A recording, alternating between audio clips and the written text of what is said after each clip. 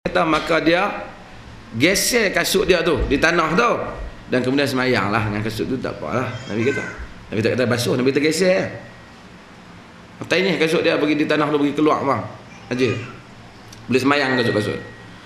Hadis ni kalau sekiranya kerana ada najis kena ulang semayang, maka kita faham daripada hadis ni bahawasanya kalau orang tu semayang dalam keadaan pakaian najis, dia tak tahu, sedangkan dia sangka dia dah cek dia bersih, maka dia dianggap salatnya, kita anggap apa? Sah. Salatnya sah. Kerana dia telah buat semua tuntutannya. Melainkan dia tak ambil wuduk tu, tak boleh, tak ambil wuduk, dia tak buat tuntutan. Ni tuntutan macam Nabi buat dah semua tuntutan. Tiba-tiba tahu ni daripada luar. Kita pun tak buat semayang apa semua. Habis semayang duduk, dah pakai nak bersiap pergi kerja. Dia kata tadi semayang dengan kain ni ya. Lah, semayang kain ni, kain ni budak kencing ni penuh ni. Apa aku ingat bersih. Yang kali dengan tak ni kan. Kerana kita tak payah ulang. Kita tak payah ulang. Berdasarkan hadis.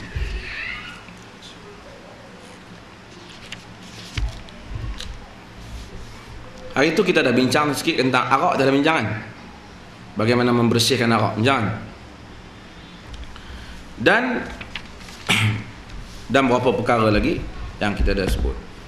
Di sana ada bab yang dinamakan Sunanul Fitrah. Sunan Fitrah. Kita baca Sunan Fitrah.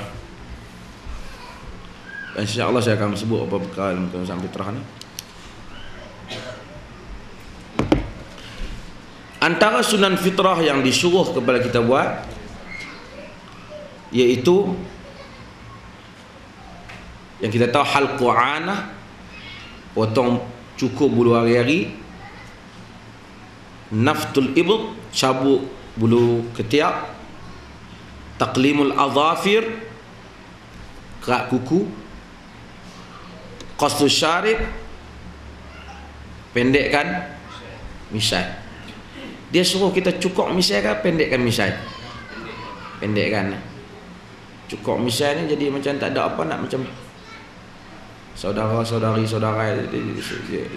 jadi dia bukan suruh cukur misai, dia suruh pendekkan misai. Jadi bagi ada lah misai tu nampak. Dah ada setengah orang misai dia sampai tutup ni, dia rasa dia hebat ni. Itu bukan hebat, itu mukhalafatus sunnah, menyanggahi sunnah. Dan kita tuan-tuan jaga benda-benda ni. Kadang-kadang kita tengok orang bila main dengan misai gini, hak organnya misai, dia pun rasa macam ni hebat. Kita tengok daripada jauh orang, dia tadi ni barangkali tak berapa tahu agama pun. Sampai misai pun tak dapat dibezakan dengan bihun dalam kotak. Macam mana orang Islam ni nak? Nanti kita akan baca apa. Kita disuruh i'fa'ul lihyah, kita disuruh jaga lihyah, simpan janggut. Tuan-tuan ramai mengaji simpan janggut sunnah. Janggut ni bukan ada baja apa pun, ambil dah, tapi trim lah bagi elok. Maksudnya bagi cantik lah. Ada pendapat kata langsung tak boleh gunting, termasuk Ibn Utsaimin. Saya tidak rasa tak, bukan begitu. Janggut ni yang penting satu orang dah janggut lah. Nampak dapat dibezakan antara wajahnya dan wajah isterinya. InsyaAllah yang mari dewan ni yang mana tak ada janggut, simpanlah janggut dia. Melainkan dia memang asyai tak ada janggut tu, kita tak boleh kata apa lah kan. Tapi kalau supaya dinilai. Kemudian siwak sunnah. Siwak ni bersugi. Bersugi ni walaupun dulu dia pakai kayu sugi, tapi tak apalah, yang pakai kayu sugi tu sunnah lah. Tapi wallahu alam, kalau tanya saya berpendapat apa sajalah yang digunakan untuk membersihkan gigi. Zaman sekarang ni macam-macam. As-siwaku mutahharatul lil fam wa mardatul lirabb. Siwak ni membersihkan mulut dan meredakan Allah Azza wa Jalla. Bila kita disunatkan untuk siwak, untuk bersugi, kita disunatkan kerana Nabi idza qama minal lail yasutu famuhu bis-siwak. Nabi SAW apabila bangun di tengah malam, maka baginda sugi mulutnya dengan siwak, baginda sugi. Maka disunatkan setiap kali orang bangun intibahi minan naum, bangkit daripada tidur bersugi. Jadi tuan-tuan bangkit pagi-pagi tu, tuan-tuan bersugi tu dapat pahala, insya-Allah. Niat kerana kita orang Muslim disuruh oleh agama. Anda kulli wudu, setiap kali wudu disunatkan. Hadis Abu Hurairah yang semua kita tahu, laula an asyqa ala ummati la amartuhum bisiwak 'inda kulli wudu. Jika tidak menjadi beban pada umatku, nescaya aku suruh mereka siwak setiap kali waktu wudu. Juga ketika nak salat, itu yang mereka buat kayu sugi itu mudah sikit dia salat kan. Juga Nabi kata, sebahagian Nabi kata, la amartum bisiwak ma'a kulli salat. Aku suruh mereka siwak setiap kali salat. Ini semua hadis yang sahih yang diriwayatkan oleh Imam Bukhari.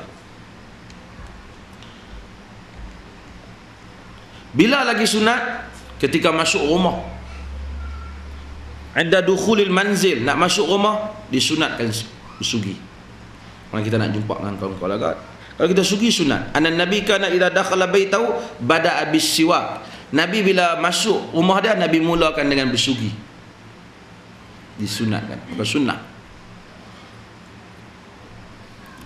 Lain inda taghayyur raihatul fam wa ta'mihi. Apabila berubahnya bau mulut dan rasa dia, juga disunatkan bersiwak.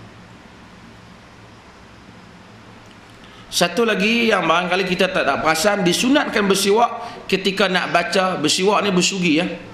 Disunatkan bersiwak ni ketika kita nak membaca Al-Quran. Nabi SAW menyebut, innal abda idza tasawwaqa thumma qama yusalli qama al-malaku khalfahu fayastami'a liqira'atihi falyadnu minhu aw kalimatan nahwaha hatta yad'a fahu ala fihi fama yakhruju min fihi syai'un min al-Qur'an illa sara fi jawfil malak fatahhiru afwahakum lil Qur'an. Hadis riwayat Al-Bazzar dengan sanad yang baik. Albani mensahihkannya, katanya Nabi kata, sesungguhnya hamba apabila dia bersugi kemudian dia bangun untuk bersolat, malaikat akan berdiri di belakang dia dan malaikat mendengar bacaan dia. Kita bangkit tengah malam, kita solat tahajud kan, kita baca, malaikat dengar. Dan kita solat biasa pun malaikat dengar. Malaikat dengar apa? Dengar bacaan dia. Jadi dengar bacaan Quran tu. Hatta yad'afahu ala fihi, kata Nabi. Kita tak tahu tapi kita beriman dengan Nabi, sehingga malaikat letakkan mulut malaikat tu dekat dengan mulut dia. Orang yang baca Quran ni, fama yakhruju min fihi syai'un minal Quran illa sara fi jawfil malak. Tak ada yang keluar daripada mulut dia daripada bacaan Quran melainkan masuk ke dalam perut malaikat. Subhanallah. Ganjaran pahala. Nabi kata apa? Fatahhiru afwahakum lil Quran. Maka bersihkanlah mulut kamu untuk baca Quran. Besok nak main bulan puasa, bila nak baca Quran, kita boleh bersugi. Tak bersiwak,